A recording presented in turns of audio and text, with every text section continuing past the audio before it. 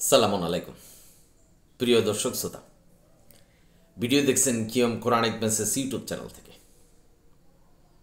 আশা করি আপনারা সকলেই ভালো আছেন, দূরে এবং কাছে যে যেখানেই আছেন। আজকের প্রসঙ্গ, আল্লাহ যেভাবে নিষেধ করেছেন যে মানব রচিত হাদিস তোমরা মেনো না, কোরআন থেকে বিস্তারিত আলোচনা করছে। আজকের সমাজে এটা নিয়ে কিন্তু বিস্তর আলোচনা হচ্ছে এবং আমাদের মোল্লারা বলছেন যে হাদিস না মানলে কাফের হবে। মানুষ কিন্তু বিভ্রান্তির মুখে আছে, সংশয়ে আছে যে আমরা করব কি। একদল বলছে শুধু কোরআন মানতে হবে, আরেক দল বলছে কোরআনও মানতে হবে, হাদিসও মানতে হবে। তাহলে আমরা কোন পথে যাব? আসুন বিস্তারিত আলোচনা করি কোরআন থেকে, যা আল্লাহ নিজেই বলেছেন যে মানব রচিত কোনো হাদিস মানা যাবে না। কোরআনের কোন আয়াতে বলছেন এ বিষয়টা নিয়ে আলোচনা করছে। আল্লাহ কোরআনে সুস্পষ্ট বর্ণনা করেছেন, আল্লাহ কোরআনকে সংরক্ষণ করছেন। কোনো মানব রচিত হাদিস নয়। বুখারী শরীফ, মুসলিম শরীফ, তিরমিজি শরীফ, আরও যত শরীফ আছে এগুলি আল্লাহ সংরক্ষণ করছেন না। আল্লাহ নির্দিষ্ট করছেন কোরআনকেই আমি সংরক্ষণ করছি। কেন করছি? মানুষ যেন ভুল পথে না যায়। এতে করে বুঝতে হবে যে শুধু কোরআনই মানতে হবে। আল্লাহ বলছেন আমি কোরআনকেই সংরক্ষণ করছি। আল্লাহ জানি যে বিধানের মধ্যে মানুষ গরমিল করবে, যেটা আজকের সমাজে তাকিয়ে দেখবেন যা কোরআনে নেই সেটাকে ইসলামের বিধান হিসাবে মানছেন মানুষ। সতর্ক থাকতে হবে। আমরা এই দুনিয়াতে গাড়ি বাড়ি করার জন্য অনেক কিছু করছি, অনেক চিন্তা ভাবনা করছি, গবেষণা করছি, কিন্তু এই দুনিয়ার যা কিছু আছে তার ঊর্ধ্বে হলো জান্নাতে যাওয়া। এই জান্নাতে যাওয়ার জন্য কি করছেন নিজেকে একটু যাচাই করবেন। আমি বলবো কিয়ম কোরআনিক মেসেজ ইউটিউব চ্যানেল থেকে নিজেকে একটু প্রস্তুত করুন কোরআন দ্বারা জান্নাতে যাওয়ার জন্য। আল্লাহ কোরআনে বলছেন যে শুধু কোরআনই মানতে হবে। আপনারা পড়বেন, আমি অনেক ভিডিওতে বলেছি। সূরা আনামের 153 নম্বর আয়াত, ইউসুফ 40 নম্বর আয়াত, আল্লাহ এখানে সুস্পষ্টভাবে বলছেন যে শুধু কোরআনই মানতে হবে। ভাই বোনেরা, আপনারা যারা শুনছেন, সূরা আনামের 38 নম্বর আয়াতটা পড়ুন। একটা পাখির ডানা কিভাবে উঠছে এটার তুলনা দিয়ে আল্লাহ বলছেন যে কোরআনে আমি কোনো কিছুকে বাদ দেইনি। আজকের সমাজে মোল্লারা কোরআনকে দুর্বল করছেন। কি করে?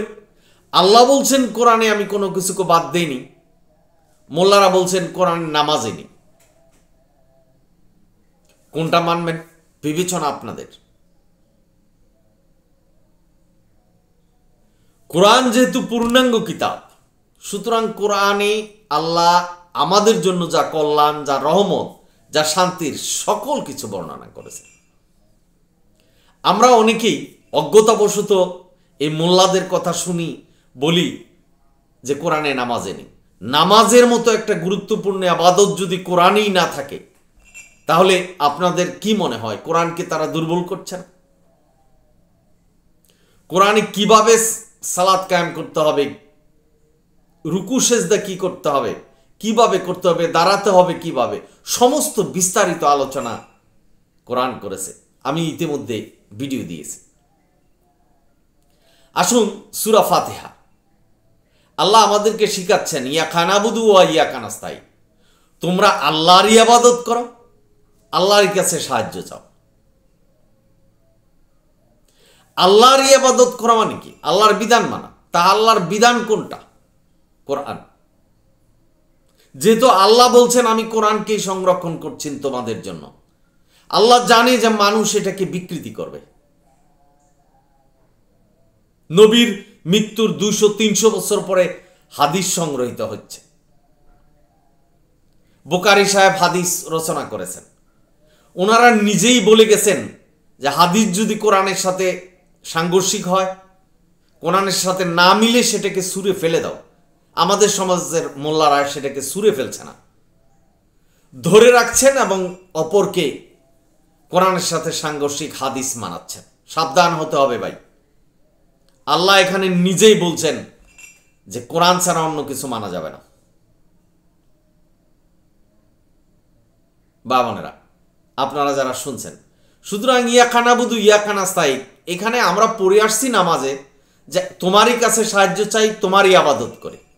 নামাজ পড়ার পরেই হাদিস নিয়ে মানছি, ওয়াজ নসিহত শুনছি হাদিস থেকে, মানুষকে হাদিসের কথা শোনাচ্ছে।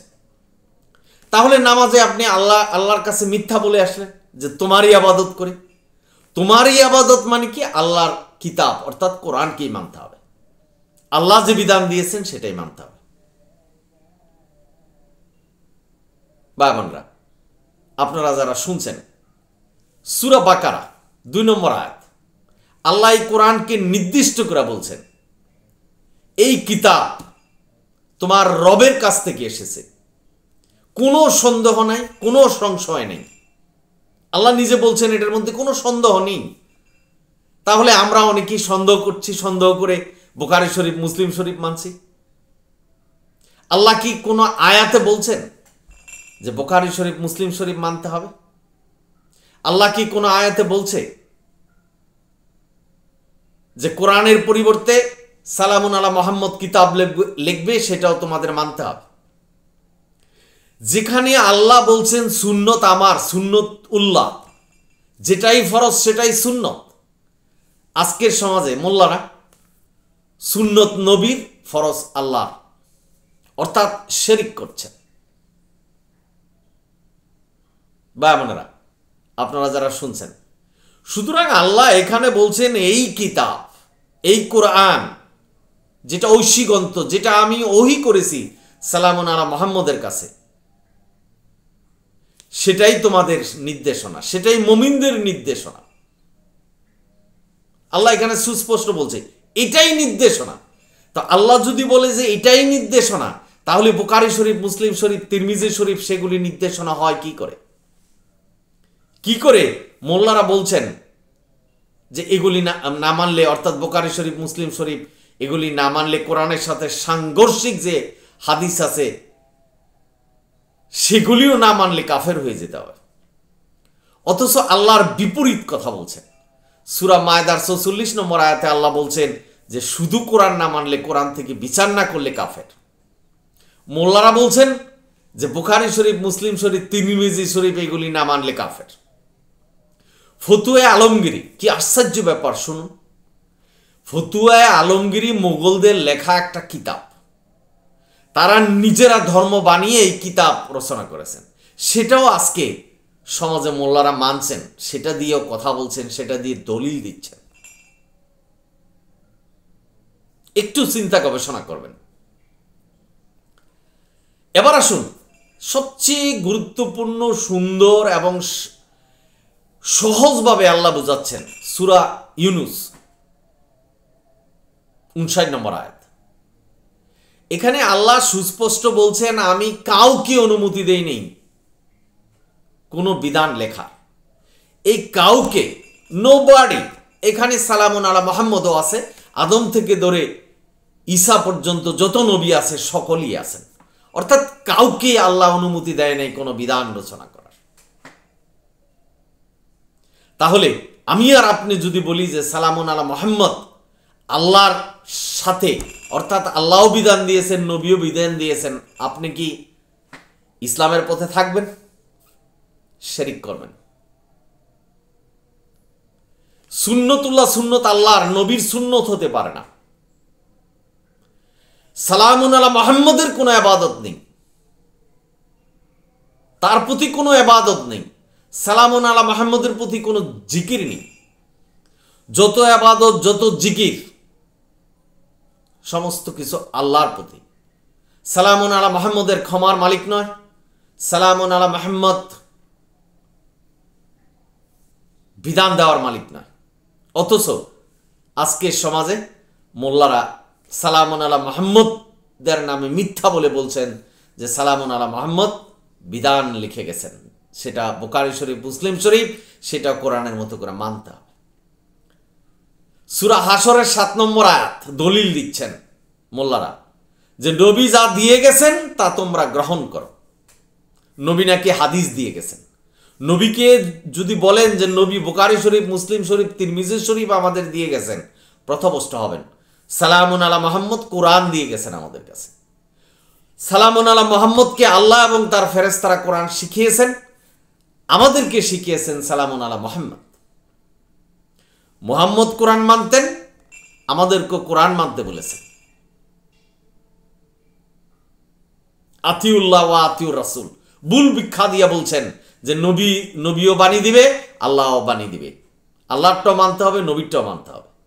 অথচ বুঝতেই পারছেন না যে আল্লাহ নবীকে যা বলছেন সেটার কথাই নবী আমাদেরকে বলে গেছেন যে শুধু কোরআন মানো। পথভ্রষ্ট হবেন ভাই। শুধু কোরআন মানতে হবে। সালামুন আলা মুহাম্মদ আমাদেরকে শুধু কোরআন মানতে বলেছে। সূরা ইউনূস 59 নম্বর আয়াতে যে কথা বলছিলাম, আল্লাহ বলছেন আমি কাউকে অনুমতি দেইনি। আর যদি কোরআনের বাইরে কোনো কিছু মানো তাহলে তোমরা লিখছো সেটা। আয়াতটা পড়বেন যে তাহলে তোমরা বানিয়ে কিছু মানছ। তার মানে বুখারী শরীফ, মুসলিম শরীফ যেটা কোরআনের সাথে সাংঘর্ষিক সেটা বানানো। আর বানানো বিধান যদি আপনি মানেন আল্লাহর সাথে তুলনা করে, আল্লাহ সূরা ইখলাসে বলছেন যে আল্লাহর সাথে কারো তুলনা নেই। তুলনাই যদি না থাকে তাহলে আল্লাহ বিধান দিবেন, নবীও বিধান দিবেন, তাহলে এটা তুলনা হয়ে গেল। তুলনা নেই মানে আল্লাহ এখানে বুঝাচ্ছেন যে আমি বিধান দেব, এই দুনিয়া আমার, আমি সৃষ্টি করেছি, আমি হুকুম দিব, এই হুকুমই তোমরা মানবে। যতক্ষণ পর্যন্ত আপনার ইচ্ছাকে আল্লাহর কাছে সমর্পণ না করবেন, যে আল্লাহর ইচ্ছাই আপনার জীবন প্রতিষ্ঠিত না করবেন, ততক্ষণ পর্যন্ত মুসলমান হওয়া যাবে না। আর আল্লাহ হুঁশিয়ারি দিয়েছেন মুসলমান না হয়ে মৃত্যুবরণ করো না। সুতরাং মুসলমান হতে হলে শুধু কোরআন মানতে হবে। QM Quranic message YouTube channel কোরআনের কথা বলছেন, শুধু কোরআন মানার যুক্তি দিচ্ছে কোরআন দিয়ে।